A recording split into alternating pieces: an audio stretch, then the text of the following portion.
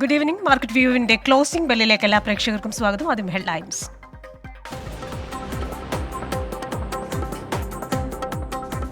വ്യാപാരാന്ത്യത്തിൽ തകർന്ന വിപണികൾ. Sensex 360 point ഇടിഞ്ഞു. മിഡ് ക്യാപ് സൂചികകൾ ഇടിഞ്ഞു. നേട്ടത്തിൽ വ്യാപാരം അവസാനിപ്പിച്ച് സ്മോൾ ക്യാപ്.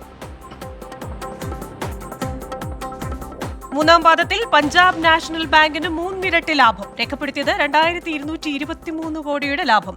പലിശ വരുമാനത്തിലും വർധന. മൊത്തം നിഷ്ക്രിയ ആസ്തി മൊത്തം വായ്പയുടെ 6.24% കുറഞ്ഞു. അമേരിക്കൻ ഓഹരി വിപണിയിലെ മുന്നേറ്റത്തിൽ പുതിയ നാഴികക്കല്ലുകൾ താണ്ടി കമ്പനികൾ. $1,00,000 കോടി ക്ലബിൽ വീണ്ടും മെറ്റ. $3,00,000 കോടി ക്ലബിൽ മൈക്രോസോഫ്റ്റ്. കൂട്ട പിരിച്ചുവിടലിന് ശേഷം മെറ്റ ഓഹരിയിൽ 200% കുതിപ്പ്. ലോക വ്യാപാര സംഘടനയുടെ 13ാമത് മന്ത്രിതല യോഗം അടുത്ത മാസം. വികസ്വര രാജ്യങ്ങളിലെ മത്സ്യബന്ധന തൊഴിലാളികൾ നേരിടുന്ന പ്രശ്നങ്ങൾ ഉന്നയിക്കാൻ ഇന്ത്യ. ആഗോള മത്സ്യത്തൊഴിലാളികളുടെ 25% ഇന്ത്യൻ മത്സ്യത്തൊഴിലാളികളുടെ താൽപര്യം സംരക്ഷിക്കൽ ലക്ഷ്യമെന്ന് സർക്കാർ വൃത്തങ്ങൾ.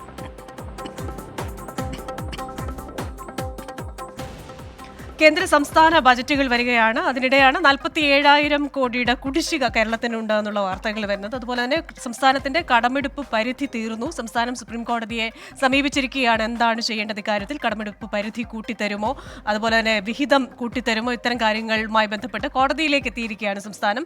അതോടൊപ്പം തന്നെ സംസ്ഥാന ബജറ്റ് ഫെബ്രുവരി 5-നുണ്ട്. കേന്ദ്ര ബജറ്റ് ഇടക്കാല ബജറ്റോ വോട്ട് ഓൺ അക്കൗണ്ടോ ആകാം. അത് ഫെബ്രുവരി 1-നുണ്ട്. ഇനി പേയ്മെന്റ് അഗ്രിഗേറ്റർ ആകാൻ RBI അനുമതി സൊമാറ്റോയ്ക്ക് ലഭിച്ചിരിക്കുന്നു. അതുകൊണ്ട് തന്നെ സൊമാറ്റോ ഇനിയിപ്പോൾ ഒരു ഡെലിവറി സിസ്റ്റം എന്നതിലുപരി അതിന്റെ ഉപകമ്പനിയായ സൊമാറ്റോ പേയ്മെന്റ് സിസ്റ്റംസ് ലിമിറ്റഡ് അതിനി പേയ്മെന്റ് സെഗ്മെന്റിലേക്ക് കൂടി പ്രവർത്തിക്കുന്നു. ഇനി ഗൂഗിൾ പേ ഒക്കെ പോലെ തന്നെ സൊമാറ്റോയുടെ ഒരു പേയ്മെന്റ് സിസ്റ്റം കൂടി വരുന്നു എന്ന വാർത്തയും വരുന്നുണ്ട്. 2024 ജനുവരി 24 മുതൽ ഇത് പ്രാബല്യത്തിലായിട്ടുണ്ട്. ഇന്ത്യയിൽ ഒരു ഓൺലൈൻ പേയ്മെന്റ് അഗ്രിഗേറ്ററായിട്ട് അവർക്ക് വർക്ക് ചെയ്യാം. ഡിസ്നിയുമായിട്ട് ചേർന്ന് $1.4 ബില്യൺ TV ക്രിക്കറ്റ് അവകാശ ഇടപാടിൽ തിരിച്ചെത്തി എന്ന വാർത്തയും വരുന്നുണ്ട്. ഇനി വിപണികളിലേക്ക് വന്നു കഴിഞ്ഞാൽ വിപണികളിൽ ഇന്ന് നഷ്ടത്തിന്റെ ദിവസമായിരുന്നു. ഫ്യൂച്ചേഴ്സ് ആൻഡ് ഓപ്ഷൻസിന്റെ എക്സ്പയറി ഉള്ള ദിവസമാണ്.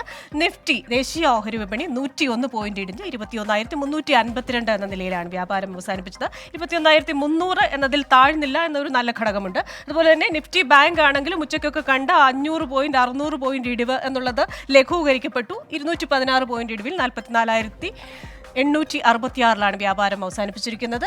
ഫൈനാൻഷ്യൽ സർവീസസ് നിഫ്റ്റിയും അതേപോലെ തന്നെ 107 പോയിന്റ് ഇടിഞ്ഞാണ് ഇന്ന് വ്യാപാരം അവസാനിപ്പിച്ചിരിക്കുന്നത്. ഇനി BSE സെൻസെക്സിലേക്ക് വന്നു കഴിഞ്ഞാൽ ആ 73,000, 72,000, 71,000 കടന്ന് ഇപ്പോൾ 70,700 കണ്ടാൽ ഒരു ഫാൻസി നമ്പറൊക്കെ പോലെ തോന്നും. പക്ഷേ 70,000 എന്ന ആ നിലയിൽ തന്നെ കറങ്ങുകയാണ് സെൻസെക്സ്. ഇപ്പോഴും 359, 360 പോയിന്റാണ് ഇന്ന് ഇടിവ് രേഖപ്പെടുത്തിയത്. രൂപയ്ക്ക് ഇന്ന് നേരിയ നേട്ടമുണ്ട്. 3 പൈസയുടെ നേട്ടമാണെന്ന് രൂപ ഉണ്ടാക്കിയിരിക്കുന്നത്. നമ്മോടൊപ്പം അതിഥിയുണ്ട്. ശ്രീ പോൾ തോമസ് ആണ്, executive director DBFS. Shri Paul Thomas, good evening. വിപണിക്ക് ഇന്ന് അത്ര നല്ല ദിവസമല്ലായിരുന്നു. ഒന്ന് നമുക്കറിയാം, ഫ്യൂച്ചേഴ്സ് ആൻഡ് ഓപ്ഷൻസിന്റെ എക്സ്പയറി ഡേറ്റ് ആണ്. അതിലുപരിയായി നിക്ഷേപകരെ സ്വാധീനിച്ച ചില ഘടകങ്ങളുണ്ട്. ഇനി അടുത്ത ആഴ്ചകളിൽ ബജറ്റ് വരാൻ പോകുന്നുണ്ട്. വരും ആഴ്ചകളിൽ എങ്ങനെയായിരിക്കും ഇതിപ്പോൾ? നാളെ ഇനിയിപ്പോൾ ഓഹരി വിപണികൾ അവധിയാണല്ലോ. അപ്പോൾ വരും ആഴ്ചകളിൽ എങ്ങനെയായിരിക്കും വിപണിയുടെ ഒരു പോക്ക്? ഇന്നത്തെ ഒരു വ്യാപാരാവലോകനം. വരുന്ന ആഴ്ചകളിൽ, അതായത് വെള്ളി, ശനി, ഞായർ അവധിയാണ്. നമുക്കൊരു ലോങ് വീക്കെൻഡാണ് ഇപ്രാവശ്യം ഉള്ളത്. തിങ്കളാഴ്ച പുതിയ എക്സ്പയറി ആരംഭിക്കുകയാണ്. പൊതുവെ പുതിയ എക്സ്പയറി ആരംഭിക്കുമ്പോൾ ഒരു ഉണർവ് മാർക്കറ്റിൽ ഉണ്ടാകാറുണ്ട്. അതിന് പുറമെ നമുക്ക് ഫെബ്രുവരി 1-ാം തീയതിയിലത്തെ ബഡ്ജറ്റ് ഉണ്ട്. അപ്പോൾ ഈ 2 ഘടകങ്ങളും അടുത്ത ആഴ്ചത്തെ ആദ്യത്തെ 3 ദിവസങ്ങളിൽ മാർക്കറ്റിനെ സ്വാധീനിക്കുന്ന ഒരു പ്രധാന ഘടകങ്ങളായിട്ട് നമുക്ക് കണക്കാക്കാൻ സാധിക്കും. തീർച്ചയായും ബഡ്ജറ്റിൻ്റെ ഒരു എക്സ്പെക്റ്റേഷനിൽ മാർക്കറ്റിലെ പല വിഭാഗങ്ങളും പോസിറ്റീവായിട്ട് നിൽക്കാനും പ്രതീക്ഷയിൽ നിലനിൽക്കാനുമാണ് സാധ്യതകൾ ആദ്യ ദിവസങ്ങളിൽ കാണുന്നത്. ഇന്നത്തെ മാർക്കറ്റിൽ നിഫ്റ്റിയെ സംബന്ധിച്ചിടത്തോളം 21,250-നും 21,450-നും ഇടയിലുള്ള ഒരു മൂവ്മെൻ്റ് ആയിരുന്നു. ഒരു റേഞ്ചിനുള്ളിൽ തന്നെ നിന്നുകൊണ്ട് അത്യാവശ്യം വോളറ്റൈലായിട്ടായിരുന്നു മാർക്കറ്റിൽ നിന്ന്. പ്രത്യേകിച്ച് ഒരു ഡയറക്ഷനൊന്നും മാർക്കറ്റിന് ഉണ്ടായിരുന്നില്ല. ഏകദേശം അതിൻ്റെ മധ്യത്തിൽ, അതായത് 21,352-ലാണ് മാർക്കറ്റ് നിഫ്റ്റി ക്ലോസ് ചെയ്തത്. ഇന്നത്തെ പ്രധാനപ്പെട്ട കാര്യങ്ങളിൽ ഒന്ന്, ACCയുടെ വളരെ മികച്ച ഒരു റിസൾട്ട് വന്നു. അതുകൊണ്ട് തന്നെ ACC 10% ഉയർന്നാണ് ഇന്ന് ക്ലോസ് ചെയ്തത് 2,467.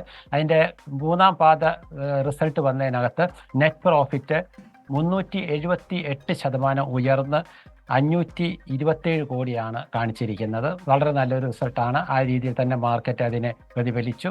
അതുപോലെ തന്നെ മറ്റ് സിമെൻറ്റ് കമ്പനികളായ ഇന്ത്യ സിമെൻറ്റ് 4%, അംബുജ സിമെൻറ്റ് 6% ഉയർന്നാണ് ഇന്ന് ക്ലോസ് ചെയ്തത്.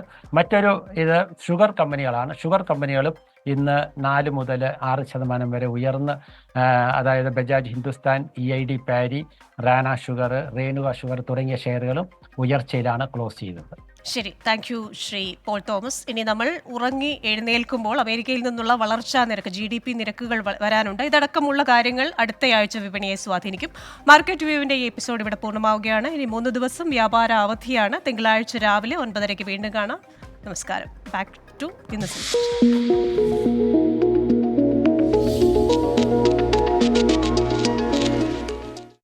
DBFS മാർക്കറ്റ് വ്യൂ സമർപ്പിക്കുന്നത് DBFS wealth management and non banking finance.